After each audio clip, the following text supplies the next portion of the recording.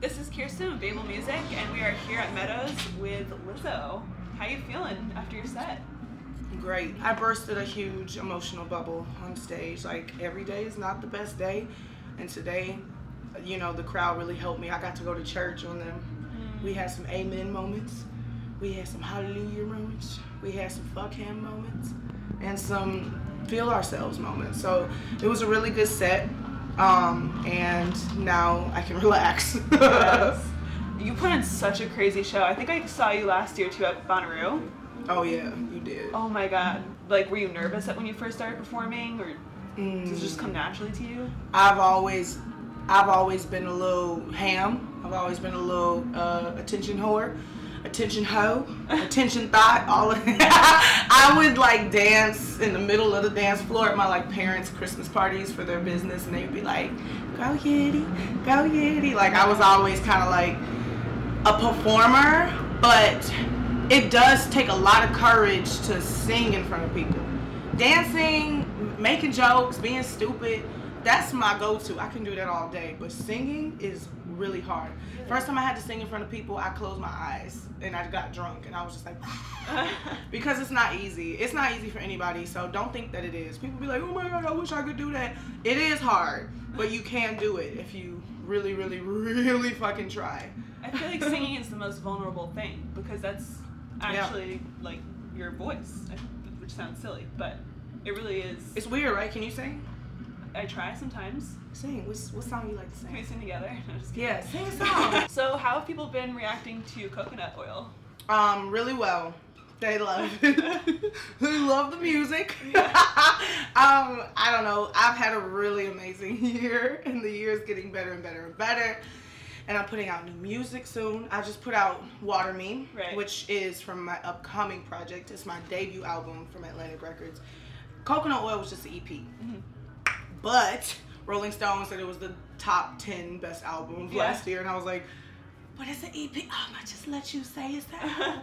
But this is actually my debut album, and Water Me is the first single, and people love it. Like, when we play shows now that it's out, people are like, oh shit, like they sing it at me, and that's one of the best feelings, because you can make the perfect song. You can write the perfect song, and you can sing the perfect song perfectly, but it has no comparison to the feeling of like somebody singing your song at you. So even the most imperfect song, if somebody's singing it at you, it feels amazing.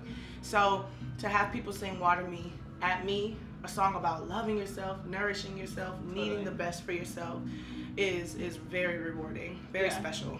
I was playing that song for my brother, and he was like, why is she singing about staying hydrated? I was like, Alex, it's not about that. It's about nourishing yourself. It's not about actually drinking water. How old is your brother? He's 30. Yeah, so he's Alex, a lot to get your shit together. Alex, drink some water, because you know what? I bet you dehydrated right now.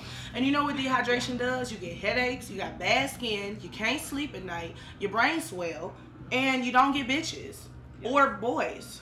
I recently just started chugging 2 bottles of water every night on tour, and I think that that's really important, and my skin is better, my throat is better, my singing is better, my overall health, my body is better because of it.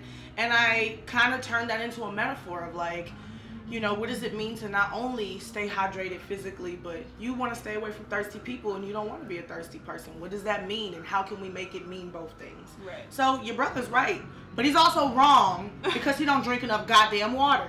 So that song was literally inspired by you drinking water on tour. That's awesome. When can we expect your new release, your debut album? Right now we're letting singles rock. We're just putting music out.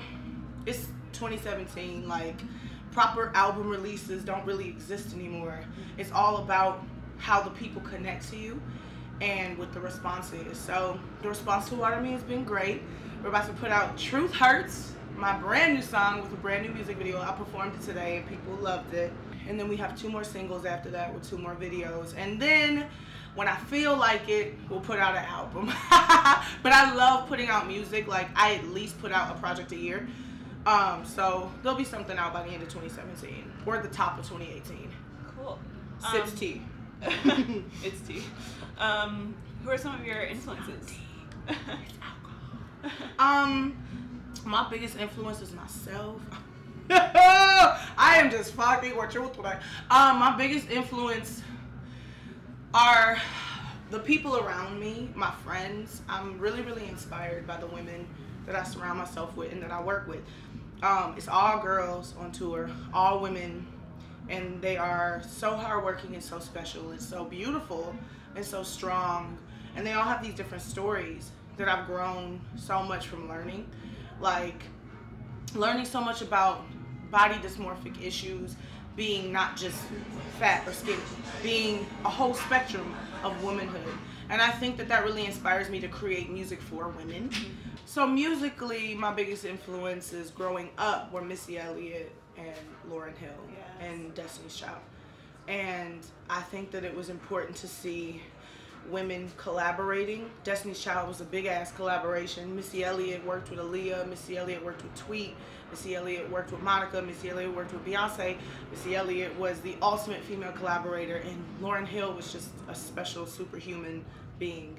And I'm very fortunate to have grown up with influences like that to influence the kind of music I make. And so that perfectly leads me to my last question. Like you said, people have been freaking out over you, like Rolling Stone featured you in one of the best albums of the year lists.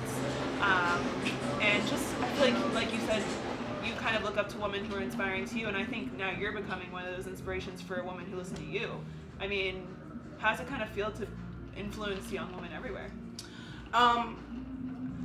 I think that it's necessary. You know, I think that everybody is an influence. I just didn't realize how much influence I would have. On like a macro level, the amount of young girls who are responding to me and DMing me and like commenting on my photos, like, you inspired me to try on a bikini, you inspired me to love myself, you helped me get out of a toxic relationship. That is the reason why I do all of this. Like, I can stand on stage, I can look cute, I can sing good all day long, but it doesn't matter in the end if it didn't make the world a better place somehow. So I feel like I'm right on my path. I don't feel forced to be a role model, and I don't feel pressured to be a role model. I feel like if you're trying to better yourself and if you're doing it for yourself and no one else, you're a true role model. There's so many women like that who don't give a fuck about no one else's opinions and does what they have to do to just be a better person. And I think those are some of the best role models because you can follow their blueprint. Right. You know what I mean? I'm not going to ever tell nobody what to do. Right. I can only tell you what I've done, and if you're inspired by that, then I've inspired you. And, you know, if people are inspired by me, at the end of the day, that was why I was on this planet. So it's a great feeling. Awesome. I think it's a perfect note to leave off on. Thank you so much for talking to us.